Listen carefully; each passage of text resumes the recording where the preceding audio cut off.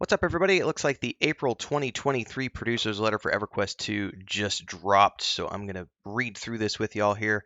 We're going to dive into what they've got coming down the pipeline and what they've completed so far this year, because they do have a checklist they've been working off against, and they've got a lot of irons in the fire for EverQuest 2, which is a good thing. I think EverQuest 2 is a great game.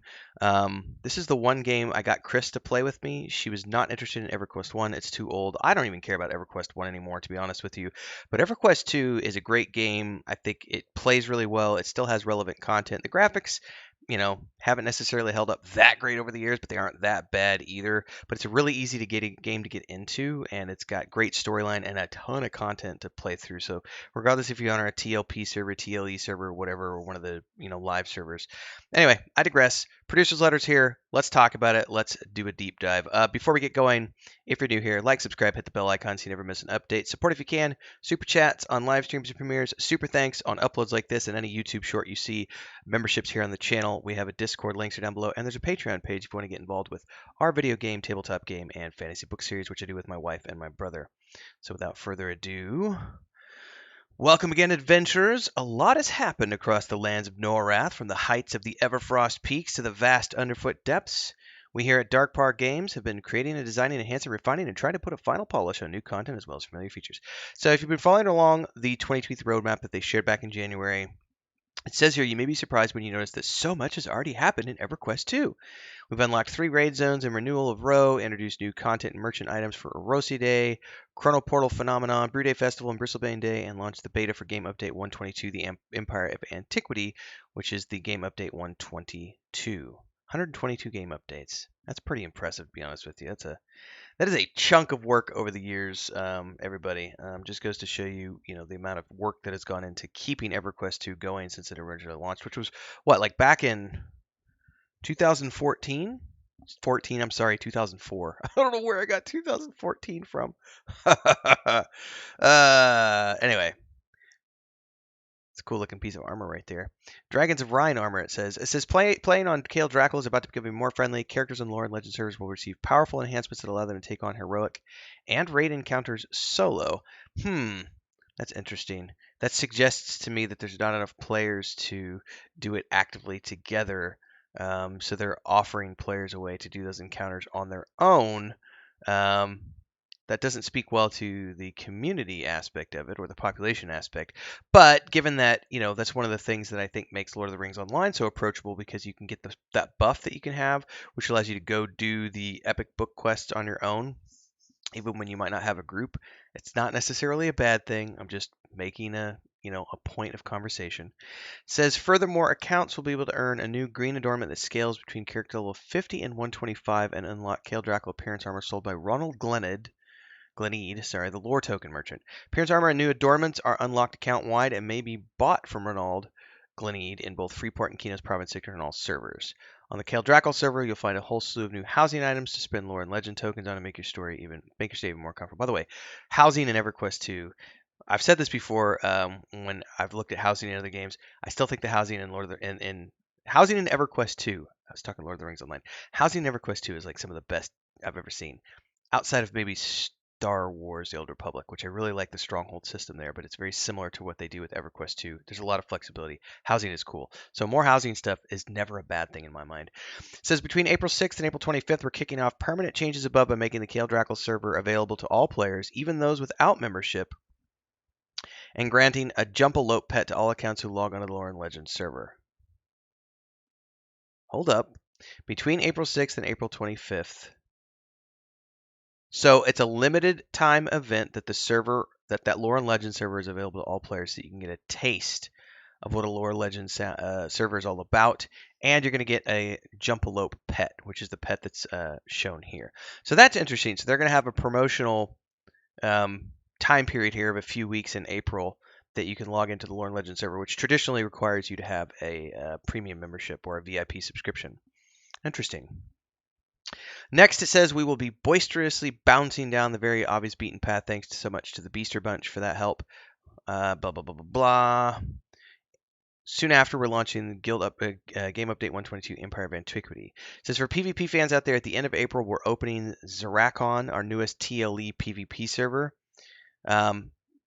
for those of you out there who have never done a TLE server, they're a lot of fun when they launch, because you've got that initial like 6 weeks where everyone is coming in.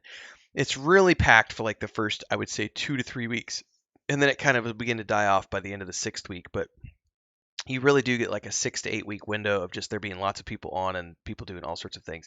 I don't care about PvP, so that's not for me, but it's the launch of a new server, and that's always a big thing for EverQuest fans. So that's coming in the pipeline at the end of April. And then it says here, here's what they've done so far this year.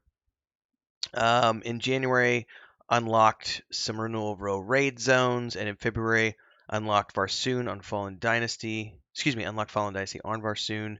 New updates to Erosi Day, renewal row raid unlock. Then in March, they did Chronopodal Phenomenon, Brew Day Festival, and then moved something from March, where I should say Emperor of Antiquity. Okay.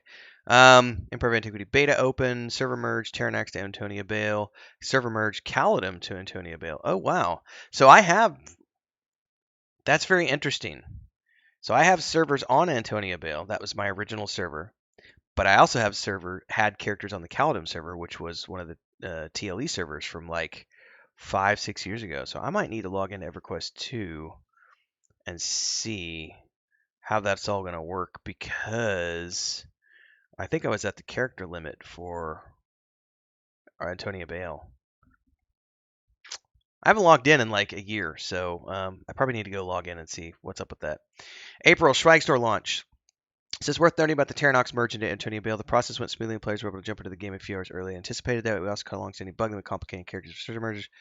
Okay. Yesterday, the Swag Store launched. I already covered this in a video yesterday, so for those of you who haven't seen that video yet, go check it out. But essentially, you can buy T-shirts, coffee mugs, and a cool mouse pad for your desk, as well as hoodies.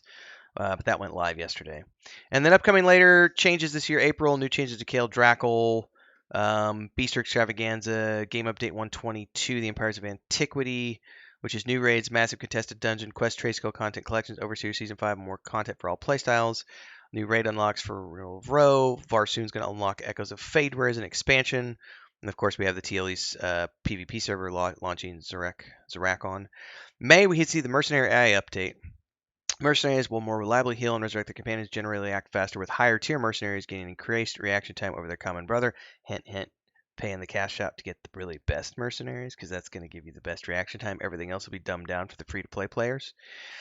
June, Summer Jubilee, new live equipment slot, Tinkerfest, scaling dungeon, new updates. Varsoon unlocks a state of unrest, Shard of Fear through avatars. This is the one thing. This is the one area where I want to have a conversation briefly. It says we want to thank everybody on the forums and Discord for their persistence in giving us feedback. Later this year, we're going to be introducing class balance forums, which is a new way for you to actively take a role in what adjustment and changes get made for class abilities, making the process for how development resources are divvied up for those processes more transparent. The current working plan for this process is class-specific suggestion posts get made, community discussions and rates it, highly rated suggestions are added to a shortlist, have a time investment added by development, more community discussions react to time investment required, suggested on the shortlist, have a vote, suggested with the highest vote, have a cutoff threshold to get added to the schedule for implementation. I do not agree with developers allowing changes to class design to happen at the behest of voting by the players. I just don't agree with that. There's a lot of reasoning behind this, and this goes in deep into game development, which I'm happy to discuss in a separate video. But really, this comes down into the fickle nature of players, and players don't always know what's best for the game. They know what's best. They know what makes them feel good. They know what hits those dopamine triggers, but that doesn't necessarily translate into what is best for the game or the longevity of the game. I find that if a developer has a vision for their game and their class design, stick with it. If you need to make adjustments based on players doing things with those classes and those abilities that you didn't anticipate, and you need to nerf then that's fine. That's stuff that's going to happen over time because players play in ways that you didn't anticipate. That's acceptable. But I don't agree with allowing players to vote on changes that should be made to classes because that's going to result in things changing on a regular basis and you lose all consistency in class design and class scope. And it just becomes this willy-nilly of, well, this is the latest thing voted in this month. And so that's what we're going to change the class to. I just don't agree with that. I understand why they're doing it. They need money, and this is another way to inspire people to be involved and subscribe and to give money towards this game because they can impact the future of a game that they love and enjoy and hopefully will continue to enjoy for many years to come. But I just don't agree that this is a good decision for the longevity of the game and class design. I don't think that players should have any input whatsoever into the design of the classes or the game or the mechanics or anything else. If a player has ideas of how they want something, design a game, then go out there and build a game. But this is game. This is the design. This is the way our classes work. These are the way our things work.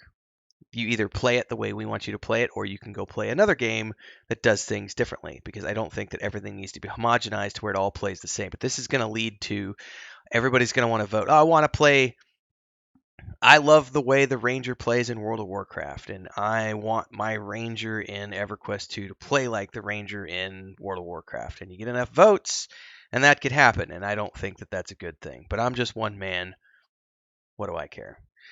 Anyway, good update overall. I'm just here to report the news. So like, subscribe, hit that bell icon so you never miss an update as I continue to cover things like this around the internet. As always, if you did like what you saw here today, like, subscribe, hit that bell icon. Support if you can with super chats on live streams and premieres. Super thanks on uploads and YouTube shorts. Memberships here on the channel. There's a Discord, links down below, and a Patreon page if you want to get involved with our point-and-click adventure game. And until next time, everybody, stay tuned. Happy gaming.